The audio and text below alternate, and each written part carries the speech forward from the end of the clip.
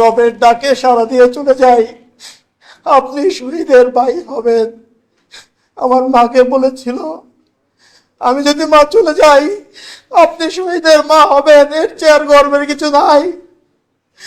কিন্তু আমি শহীদের ভাই হতে চাই নাই।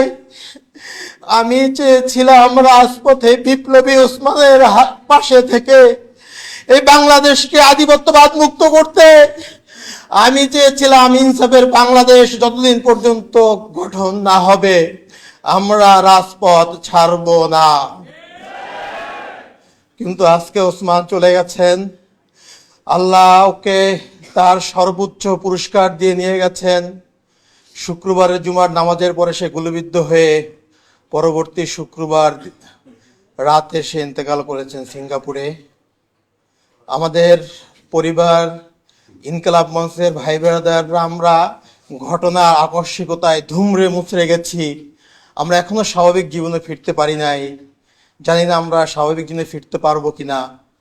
আমাদের শহীদ পরিবার, ইনকিলাব মঞ্চ, ওসমান গনির লাখো লাখো ভালোবাসার জনগণ, বিপ্লবী ছাত্র জনতা, সবার কাছে আমার একটাই দাবি, ওসমান যে বিপ্লবী আন্দোলন করেছিলেন, সে যে আন্দোলনের জন্য শহীদ হয়েছেন, পরবর্তীতে তার অসমাপ্ত বিপ্লবকে আপনারাই সমাপ্ত করবেন ইনশাআল্লাহ। আমরা ওসমান হাদির পক্ষ থেকে কোনো পারিবারিক আর্থিক সহযোগিতা চাই না, কোনো অনুদান চাই না, শুধু একটাই চাই, ওসমান হাদির অসমাপ্ত বিপ্লবকে আপনারা সমাপ্ত করবেন।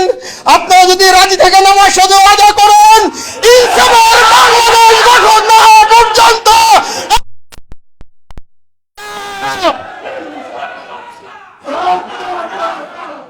ওসমান হাদি শাহবাগে দাঁড়িয়ে বলতেন, এই শাহবাগ হাজার বছরের মুসলমানদের কাছ থেকে এই বঙ্গভূমি স্বাধীনতা কেড়ে নিয়েছে। এই শাহবাগে ফ্যাসিবাদের জন্ম হয়েছে। আমি এই শাহবাগ থেকেই ফ্যাসিবাদকে রুখে দেব।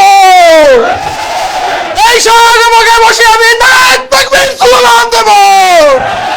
যদি আপনারা হাদিকে ভালোবাসেন, হাদির হত্যার বিচার চান, ওই শাহবাগকে ফ্যাসিবাদ মুক্ত, ভারতীয় আধিপত্যবাদ মুক্ত কায়েম করতে হলে আপনাদেরকে আন্দোলন অব্যাহত রাখতে হবে। আমি আমার বক্তৃতা শেষ করছি। আপনারা হাদির 8 মাসের সন্তানের জন্য দোয়া করবেন, ওর ওয়াইফের জন্য দোয়া করবেন। হাদির ছোট বোন, আমার বাবা মৃত্যুর পরে আমরা 2 ভাই অসহায় ছিলাম।